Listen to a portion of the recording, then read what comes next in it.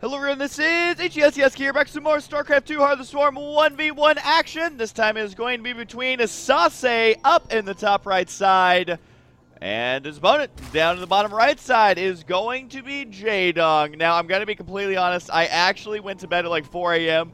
I'm just now waking up only like 4 or 5 hours later, and I was like, I'm so tired, I need to go to bed. And I was looking through some replays I had, and I was like, oh my god. Jaedong, oh my god, Sase, well, I am awake now, but if I sound tired, it's because I am, alright? We are allowed to be a little bit tired every now and then. Tell me right now, are you tired watching this? Are you tired as you watch this? Probably not. I don't really watch YouTube when I'm tired. I normally go to bed, but my adrenaline started pumping.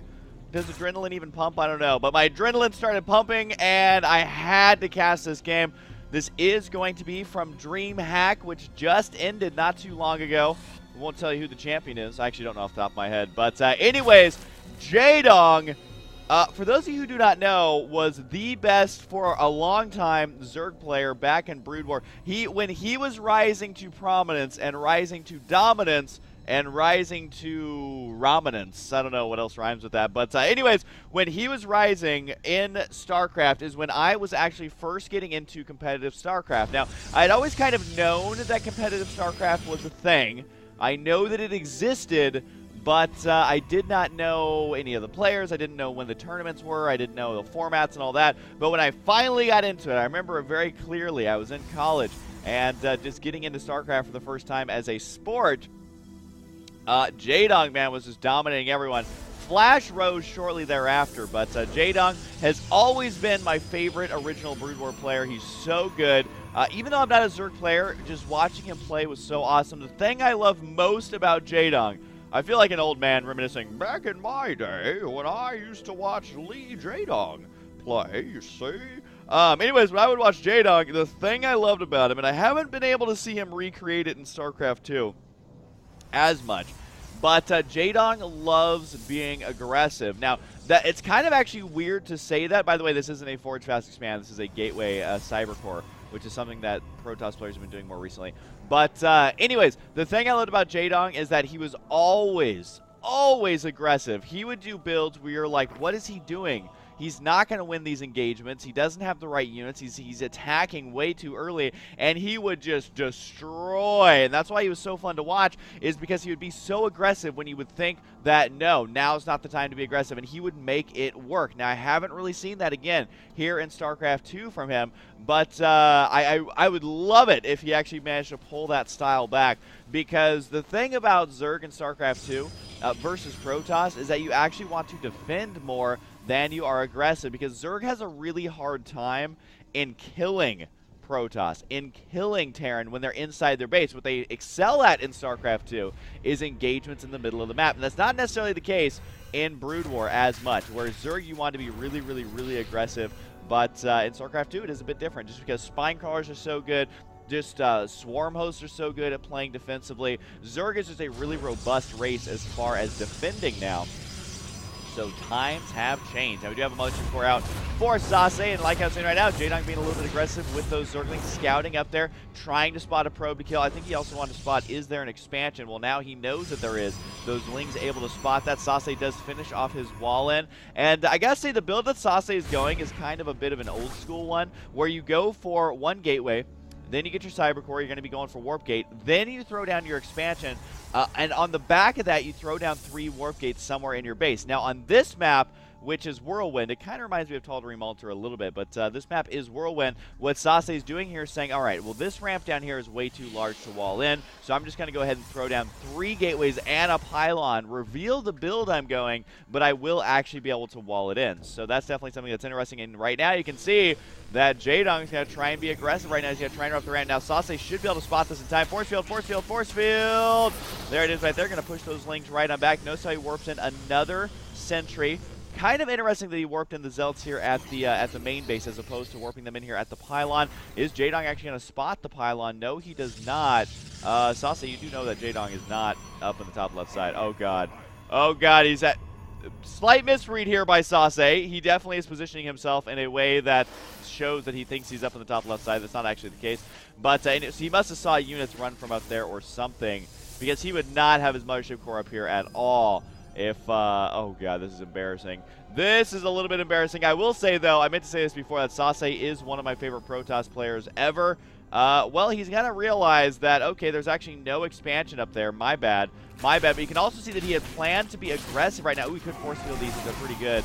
Nope, they are going to escape here. I mean, it's really impossible to kill Ling with Sentry Zealot just because the Lings are so fast that force fielding not really an option. But right now, Sase is going to have to reposition himself. This is actually going to throw off his build a lot because he had planned to be aggressive right now. He didn't plan to give his opponent any time to react, although Jaedong not really reacting. I mean, yes, he made more Zerglings, but he didn't make any Spines. He didn't make lots of Lings or anything like that. There's the one Zealot right there, going to try and hold the wall by himself. The sentries right here. Nice force field, trapping some of those Lings, protecting the gateway as well. At the same time, there's going to be an attack down here. So Jaedong is actually going to lose quite a few Lings here to those force fields. I think the Zealot got taken. Oh my god, he actually broke the entrance somehow. Killing off that pylon. Need to throw down buildings. We can't throw them down while the force fields are there. But either way, there is going to be an attack from Sase right now. Very aggressively postured here. The majority of this is Zealot. There's only one Stalker in here. A flank attack with those Lings. Those are the ones returning from home. So far, the force fields have been decent, but not nearly good enough. And there's the recall to save some of those units. The remainder of the Zealots, so we're not in position right now. And Jaedong actually managing to break this entrance, which is actually pretty intense, all things considered. Another pylon is going to go down if the probe can push the Zealot out of the way. Now, how did things settle here a little bit? You can see that Jaedong did end up losing a little bit more there than Sase. We do have the War Prism going to be on the way. However, this is where the pylon cleanup crew begins. Does Jaedong know about the pylon over here? Not yet. I don't think he'll scout it just yet with those Lings, but he's basically trying to find pylons to clean up, because that is going to even up this unit's loss. It's going to force Sase to have to put the brakes on the aggression, because he's not going to have enough pylons to warp in reinforcements. You can see that he is actually completely supply blocked right now, and that's because those pylons are getting cleaned up. Oh, nice force field there. Can he continue to trap them? Yes, he can. The Lings trying to escape. Another force field could have trapped all of them. He didn't have enough energy, though. Or if he did, he decided not to use it right there, doing lots of damage to those Lings. But guess what? The aggression from Jaedong. At times, you would not think it would work. Well, Jaedong makes it work. He's going to be attacking the main base. Oh, God. There's the recall once again to the main Nexus, which is actually a beautiful play here, and might actually throw down double Stargate. Well, this is going to be scouted, so not sure what the point of that is, though. The probes are going to have to try to retreat, actually trapping them inside the base. Sase is saying, hey, man, 20 Lings enter, 0 Lings leave. That's what he's trying to do right now, is, you know, at least make this attack guaranteed damage. But Jaedong's just all over the place with this. He's got more Lings on the way. Actually making this amount of Lings work is very difficult versus Protoss. Oh, God, more running inside as the army's scrambling all over the place. I mean, Jaedong is just slapping poor Sase around this game.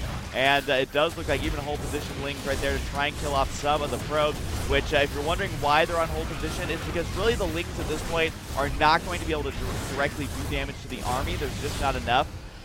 But what they can do is on hold position attack the probes that are mining through them. So overall, how many workers were killed in the midst of that? 15 workers killed. 0 have been killed off by Sase. Jaedong, though, is really, really low on drones, given how far into the game we actually are. Oh, my God. He's actually going to do more damage with these Lings. Constant counterattacks here by Sase. He's only able to get out 1 Phoenix. Unfortunately, Phoenix aren't going to do anything, because right now, I mean, take a look at what Jaedong is actually doing here. He's working on 2-2, and how much gas have you seen spent on this army? Think about this game. How much gas has been spent on this army for Zerg? The answer is basically 0. If we take a look at the spending tab overall, you can see that his overall army spending is quite low, only 4,200 overall. And the rest of it being spent on upgrades, being spent on the tech. He's going to have his hive tech on the way. He's got, of course, the infestation pit there, which he needs to get the hive tech. And all of a sudden, Sase is going to be going up against Ultralisks pretty soon. How do I know it's Ultralisk? Well, it's a very typical playstyle of Zerg, which is to go for the early upgrades, try and get map control with Lings, and really force the Protoss player to get something that he's not very comfortable with. I mean, 1 Phoenix, I think he probably used that just for scouting. Does look like the Zealot counterattack going to be moving up down here, but keep in mind that he doesn't have any upgrades done. They are about to finish here, but he wants to have those as soon as possible. I think they are done right now. Yep, the 1-1 is done, but that's going to be compared to a 2-2 of Jaedong, and I mean, you don't have to be a genius to realize that 2-2 Lings are going to be doing quite well versus this army in buying time, although Jaedong still only has Lings, so he's going to be trying to throw down Spines to buy just additional time right now, absorb some of that damage. He's also just going to town right now Each of these Zealots just raking the kills. That's all right there. Has 7 kills before he finally falls down. But the force fields from Sase are actually pretty good. The surround here by Jaedong might be a little bit too much. It looks like the Queen's right here. Got to be able to help engage. So I think he should use the Graviton Beam to pick up one of those Queens. He is going to have to back out here, though. Jaedong with the narrow defense here. And the interesting thing is that he hasn't had to throw down a Roachborn or a Hydralistin or anything like that this whole time. It has been 100% pure Zergling.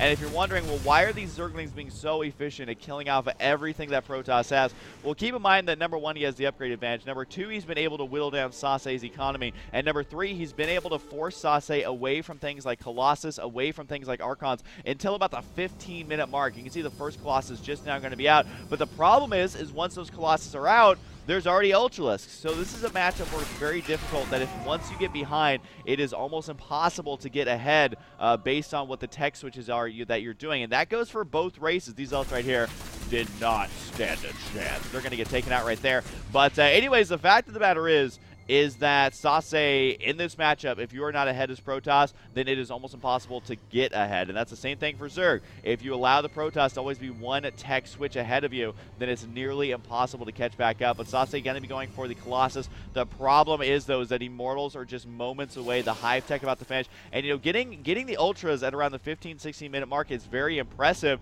considering how many lings Jaedong actually had to make, how many units Jaedong had to use here to keep the Protoss player, number 1, his attack at bay, and number 2, to keep him continually at bay. Keep him at Michael Bay, heyo, with lots of explosions inside the main base with those lings. That's why they're delayed. You can get Ultras a little bit earlier than this, but Jaedong would have been a fool to go for it that early, I feel like, and he is going to be going for the Adrenal Glands upgrade here. Makes those Zerglings attack 20% faster. We don't actually see that upgrade as much as we used to in Brood War. I mean, really, that upgrade was just a staple in the Zerg army back in Brood War. It's not nearly as effective in Starcraft 2, but I think that's why we're seeing Jaedong get it here. And look at this, even delaying the Colossus here with the Overseer. That's something we almost never see. For those of you who do not know, since we never see that ability, Contaminate basically stops a production building or an upgrade building for the duration of the spell. And you can see that, not the Ultra, but the Colossus right there is not actually building. Now, at this point, Sase's going like, yeah, man, I feel pretty good. I can actually finally engage these Tier 1 units. Well, guess what? There's about to be Tier 3 on the field in these Ultralisks, and I will tell you that Zealot Colossus does not work versus Ultras anymore. They used to be okay because Ultras didn't do additional damage, or didn't do their full damage to regular units, but they will just eat Zealots literally like delicious, delicious ramen. They're just going to eat them up in no time flat. And the Spine Crawler is going to buy just enough time for these Ultras to actually spawn, because the Elite Ultras are going to be on the way right now. And I don't think Sase has the juice here. I think as soon as he sees these Ultras, he's going to realize, well, it's been fun. Got to go ahead and tap out of this game. But I gotta say, the non-stop aggression from Jaedong and the ability to just control the map with pure links has been phenomenal. He is gonna lose several queens here, but guess what? Ultras from double sides. Quite literally a pincer attack. Unfortunately, Time Warp does not affect Ultralists. They do not care about your puny Time Warp. And attacking from the north as well to get the ridiculous surround. This is how Zerg is meant to be played. There's going to be the GG coming out of Sase. I mean, that was a little bit predictable at the end, just because this amount of Ultralists that are basically fully upgraded, they're going to have chitinous plating. They're going to have 3-3 here in just a matter of months. I mean, literally in like 15 seconds, they were going to get 3 additional armor and 1 additional attack, and they're just completely unstoppable. And you know what's also crazy is Jaedong is only on 3 bases right now. So if Sase had managed to secure a 3rd base, had managed to transition into something other than just a couple of Colossus, he actually would have been in pretty good shape. I mean, the creep spread here for Jaedong was okay, but it wasn't the best that I've ever seen, and so that would have given Sase just a couple more seconds to try and tech switch and all that. But I gotta say, the style that Jaedong played here, while it is obviously a StarCraft 2 style, it had little flavors of the Brood War area, which is the non-stop aggression with the lings, getting the Adrenal Glands upgrade for those lings as soon as you possibly can, and just being a complete nerd baller. I will say, though, that Sase is one of my favorite non-Korean Protoss players. Number 1, he wears a fedora. Number 2, he does awesome interviews. And number 3, he is just super, super nice and super freaking good. So I'm always cheering for Sase. And we'll just have to wait and see exactly how well he does in the near future. But anyways, I also want to cheer for Jaedong, because players like Flash have really shown some dominant play in StarCraft 2. I think that the way Terran plays out in StarCraft 2 is very compatible with the play style of what we used to see in Brood War from Flash. I still think though that Jaedong is getting used to StarCraft 2, and also, I mean, when StarCraft 2 came out, Jaedong was not as prominent as Flash was at the time. So Jaedong, always rooting for you, buddy. Hopefully he's able to make a comeback. Anyways, hope you guys enjoyed, and I'll see you guys next time.